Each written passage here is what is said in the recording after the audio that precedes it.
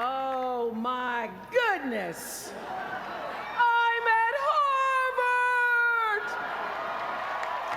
Wow! To President Faust, my fellow honorands, Carl, that was so beautiful. Thank you so much. And James Rothenberg, Stephanie Wilson, Harvard faculty, with a special bow to my friend, Dr. Henry Louis Gates. All of you alumni, with a special bow to the class of '88 and your $115 million.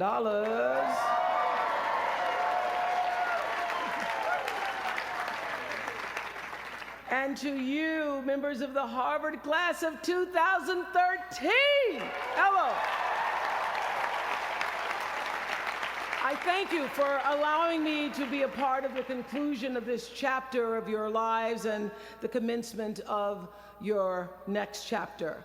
To say that I'm honored doesn't even begin to quantify the depth of gratitude that really accompanies an honorary doctorate from Harvard.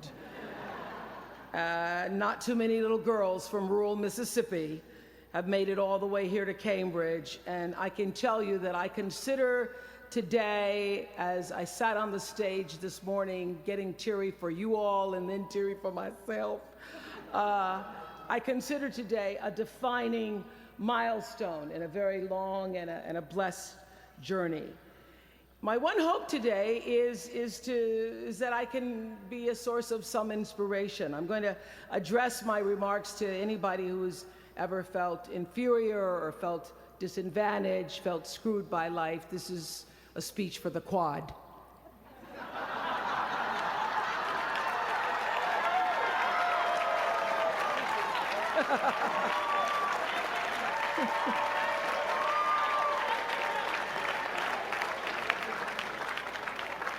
Actually, I was so honored. I wanted to do something really special for you. I wanted to be able to have you look under your seats and there would be free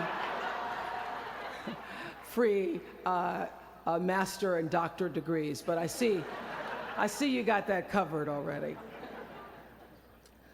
I will be honest with you. I felt a lot of pressure over the past few weeks to come up with something that I could share with you that you hadn't heard before, because after all, y'all went to Harvard, I did not.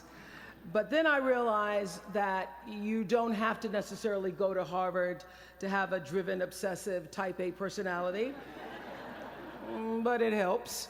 And while I may not have graduated from here, I admit that my personality is about as Harvard as they come. You know, my television career began unexpectedly. As you heard this morning, I was in the Miss Fire Prevention contest. That was when I was 16 years old in Nashville, Tennessee, and you had the requirement of having to have red hair in order to win up until the year that I entered. So they were doing the question and answer period because I knew I wasn't going to win in the swimsuit competition. So during the question and answer period, the question came, "Why, young lady, what would you like to be when you grow up?" And by the time they got to me, all the good answers were gone. So I had seen Barbara Walters on the Today Show that morning, so I answered, "I would like to be a journalist. I would like to tell other people's stories in a way that makes a difference in their lives and the world." And as those words were coming out of my mouth, I went, "Whoa, this is pretty good. I would like to be a journalist. I want to make a difference." Well, I was on television by the time I was 19 years old. And in 1986, I launched my own television show with a relentless determination to succeed. At first, I was nervous about the competition, and then I became my own competition, raising the bar every year, pushing myself as hard as I knew. Sound familiar to anybody here? Eventually, we did make it to the top, and we stayed there for 25 years. The Oprah Winfrey Show was #1 in our time slot for 21 years, and I have to tell you, I became pretty comfortable with that level of success. But a few years ago, I decided, as you will at some point, that it was time to recalculate, find new territory, break new ground. So I ended the show and launched OWN, the Oprah Winfrey Network. The initials just worked out for me. So 1 year later, after launching OWN, nearly every media outlet had proclaimed that my new venture was a flop. Not just a flop, but a big, bold flop, they call it. I can still remember the day I opened up USA Today and read the headline, "Oprah not quite standing on her own." I mean, really, USA Today, now that's the nice newspaper. It really was, this time last year, the worst period in my professional life. I was stressed and I was frustrated, and quite frankly, I was embarrassed. It was right around that time that President Faust called and asked me to speak here, and I thought, you want me to speak to Harvard graduates? What could I possibly say to Harvard graduates, some of the most successful graduates in the world, in the very moment when I had stopped succeeding? So I got off the phone with President Faust, and I went to the shower. It was either that or a bag of Oreos. So I chose the shower. And I was in the shower a long time, and as I was in the shower, the words of an old hymn came to me. You may not know it. It's by and by, when the morning comes. And I started thinking about when the morning might come, because at the time I thought I was stuck in a hole. And the words came to me, trouble don't last always, from that hymn. This too shall pass. And I thought, as I got out of the shower, I am going to turn this thing around, and I will be better for it. And when I do, I'm going to go to Harvard, and I'm going to speak the truth of it. So I'm here today to tell you, I have turned that network around.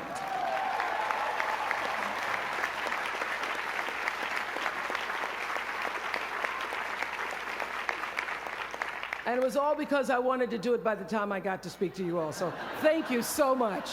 You don't know what motivation you were for me. Thank you. I'm even prouder to share a fundamental truth that you might not have learned even as graduates of Harvard, unless you studied the ancient Greek hero with Professor Naj. Professor Naj, who as we were coming in this morning said, "Please, Ms. Winfrey, walk decisively." I shall walk decisively. This is what I want to share. It doesn't matter how far you might rise. At some point, you are bound to stumble, because if you're constantly doing what we do, raising the bar, if you are constantly pushing yourself higher, higher, the law of averages, not to mention the myth of Icarus, predicts that you will at some point fall. And when you do, I want you to know this, remember this, there is no such thing as failure. Failure is just life trying to move us in another direction. Now, when you're down there in the hole, it looks like failure. So this past year, I had to spoon feed those words to myself. And when you're down in the hole, when that moment comes, it's really okay to feel bad for a little while. Give yourself time to mourn what you think you may have lost. But then, here's the key. Learn from every mistake, because every experience, encounter, and particularly your mistakes are there to teach you and force you into being more of who you are. And then figure out what is the next right move. And the key to life is to develop an internal, moral, emotional GPS that can tell you which way to go. Because now and forevermore, when you Google yourself, your search results will read Harvard 2013. And in a very competitive world, that really is a calling card, because I can tell you, as one who employs a lot of people, when I see Harvard, I sit up a little straighter and say, where is he or she? Bring them in. It's an impressive calling card that can lead to even more impressive bullets in the years ahead. Lawyer, senator, CEO, scientists, physicists, winners of Nobel and Pulitzer Prizes, or late night talk show host. But the challenge of life, I have found, is to build a resume that doesn't simply tell a story about what you want to be, but it's a story about who you want to be. It's a resume that doesn't just tell a story about what you want to accomplish, but why. A story that's not just a collection of titles and positions, but a story that's really about your purpose. Because when you inevitably stumble and find yourself stuck in a hole, that is the story that will get you out. What is your true calling? What is your dharma? What is your purpose? For me, that discovery came in 1994 when I interviewed a little girl who had decided to collect pocket change in order to help other people in need. She raised $1,000 all by herself, and I thought, well, if that little 9-year-old girl with a bucket and a big heart could do that, I wonder what I could do.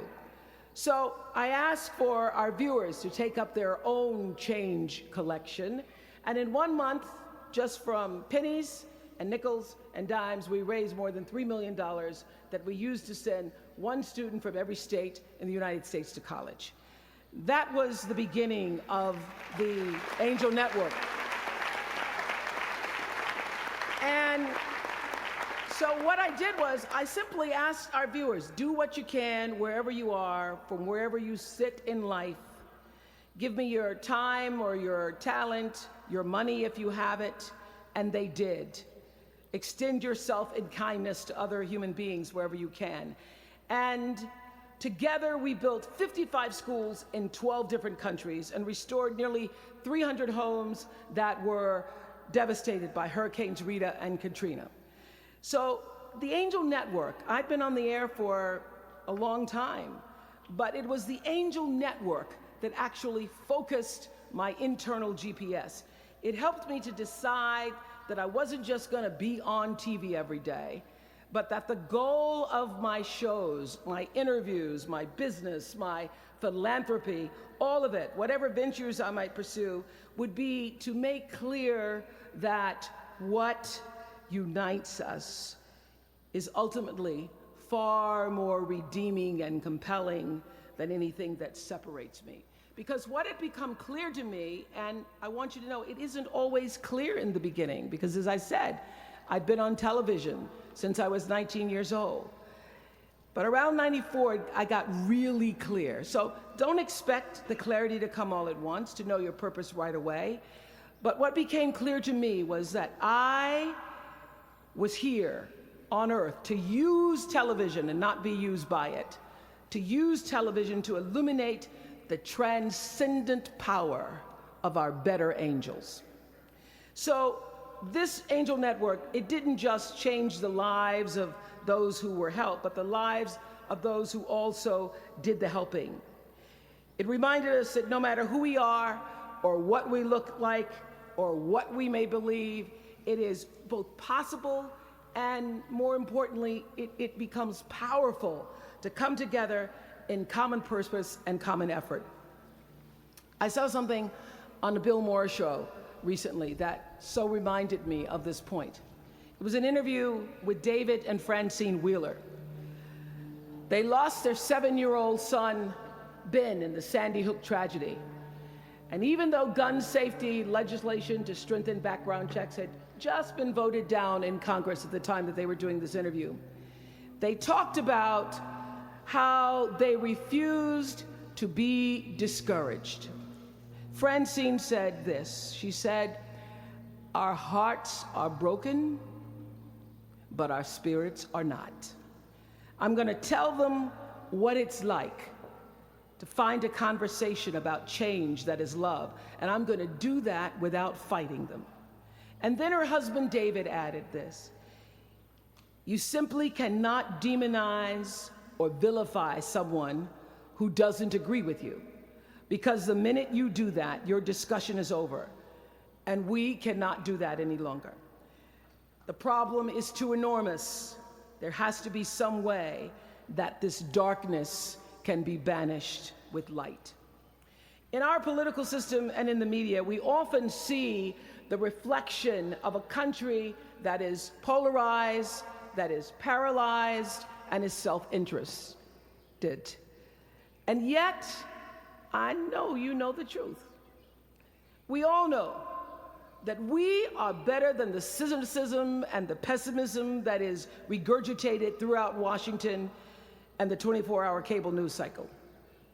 Not my channel, by the way. We understand that the vast majority of people in this country believe in stronger background checks because they realize that we can uphold the Second Amendment and also reduce the violence that is robbing us of our children. They don't have to be incompatible.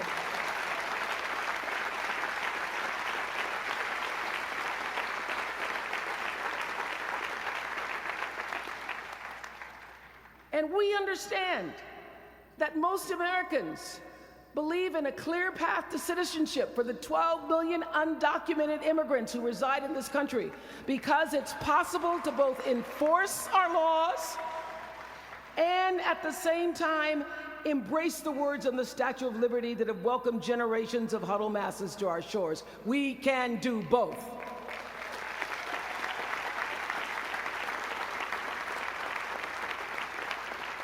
And we understand, I know you do because you went to Harvard, that people from both parties and no party believe that indigent mothers and families should have access to healthy food and a roof over their heads and a strong public education. Because here in the richest nation on earth, we can afford a basic level of security and opportunity. So the question is, what are we going to do about it? Really, what are you going to do about it? Maybe you agree with these beliefs, maybe you don't. Maybe you care about these issues, or maybe there are other challenges that you, class of 2013, are passionate about. Maybe you want to make a difference by serving in government. Maybe you want to launch your own television show.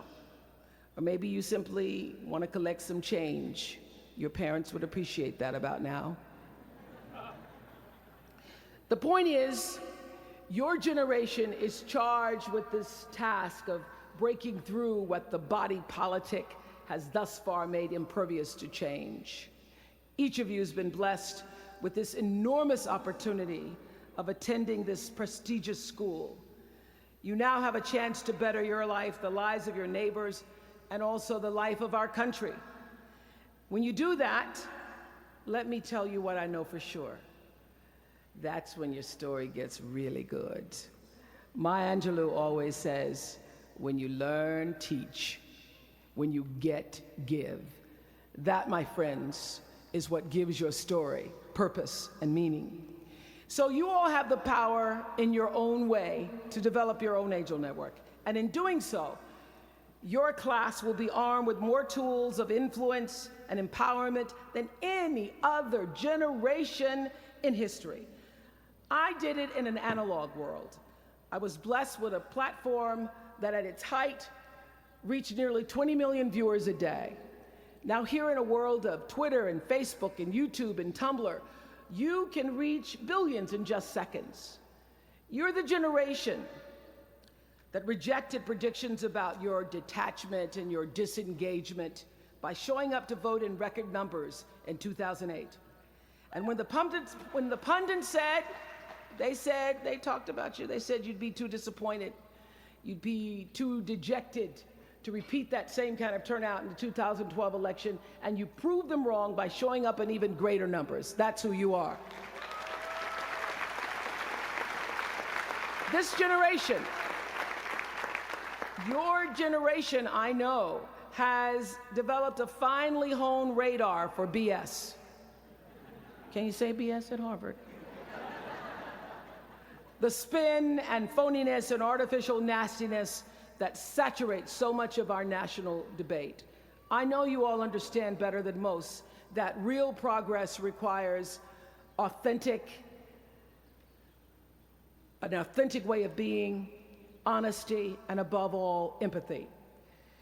I have to say that the single most important lesson I learned in 25 years talking every single day to people was that there's a common denominator in our human experience.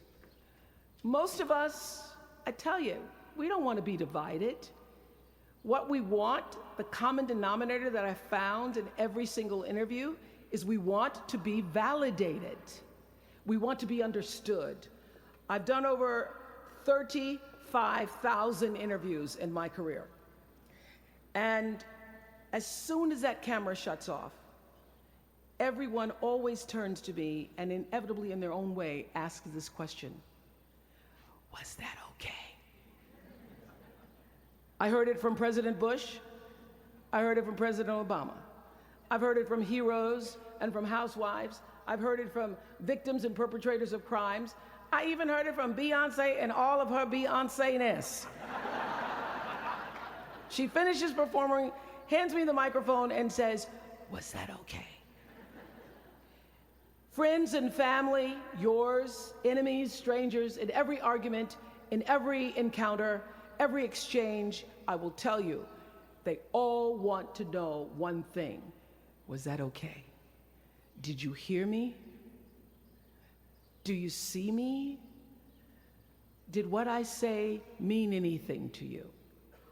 And even though this is the college where Facebook was born, my hope is that you will try to go out and have more face-to-face conversations with people you may disagree with.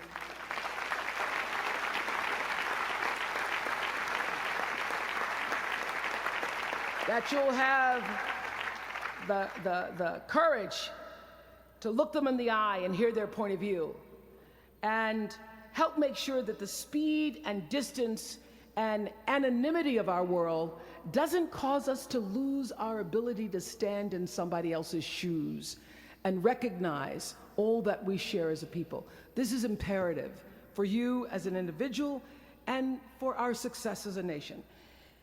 There has to be some way that this darkness can be banished with light.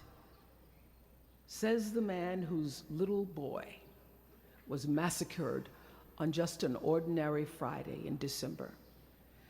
So whether you call it soul or spirit or higher self, intelligence, there is, I know this, there's a light inside each of you, all of us, that illuminates your very human beingness if you let it.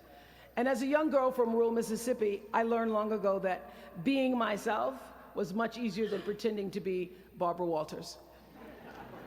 Although when I first started, because I had Barbara in my head, I would try to sit like Barbara, talk like Barbara, move like Barbara. And then one night I was on the news, reading the news, and I called Canada, Canada.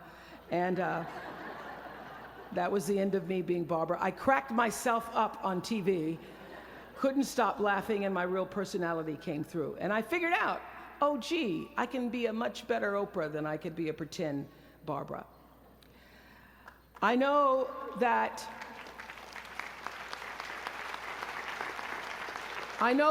you all might have a little anxiety now and hesitation about leaving the comfort of college and putting those Harvard credentials to the test.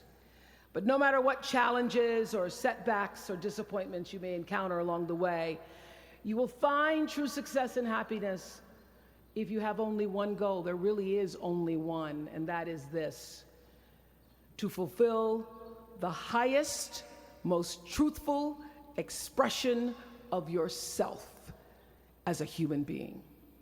You want to max out your humanity by using your energy to lift yourself up, your family, and the people around you. Theologian Howard Thurman said it best. He said, "Don't ask yourself what the world needs. Ask yourself what makes you come alive, and then go do that. Because what the world needs is people who have come alive." The world needs people like Michael Stolzenberg from Fort Lauderdale. When Michael was just 8 years old, Michael nearly died from a bacterial infection that cost him both of his hands and both of his feet. And in an instant, this vibrant little boy became a quadruple amputee, and his life was changed forever. But in losing who he once was, Michael discovered who he wanted to be. He refused to sit in that wheelchair all day and feel sorry for himself. So with prosthetics, he learned to walk and run and play again. He joined his middle school lacrosse team. And last month, when he learned that so many victims of the Boston Marathon bombing would become new amputees, Michael decided to banish that darkness with light. Michael and his brother Harris created MikeysRun.com to raise $1 million for other amputees by the time Harris runs the 2014 Boston Marathon. More than 1,000 miles away from here, these two young brothers are bringing people together to support this Boston community the way their community came together to support Michael. And when this 13-year-old man was asked about his fellow amputees, he said this: first, they will be sad. They're losing something they will never get back. And that's scary. I was scared. But they'll be okay. They just don't know that yet. We might not always know it. We might not always see it or hear it on the news or even feel it in our daily lives. But I have faith that no matter what, class of 2013, you will be okay. And you will make sure our country is okay. I have faith because of that 9-year-old girl who went out and collected the change. I have faith because of David and Francine Wheeler. I have faith because of Michael and Harris Stolzenberg. And I have faith because of you, the network of angels sitting here today. One of them, Khadijah Williams, who came to Harvard 4 years ago. Khadijah had attended 12 schools in 12 years, living out of garbage bags amongst pimps and prostitutes and drug dealers, homeless, going into department stores, Walmart in the morning to bathe herself so that she wouldn't smell in front of her classmates. And today she graduates as a member of the Harvard class of 2013.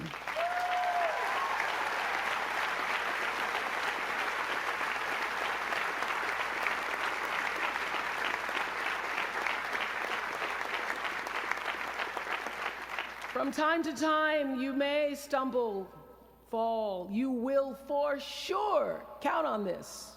No doubt you will have questions and you will have doubts about your path.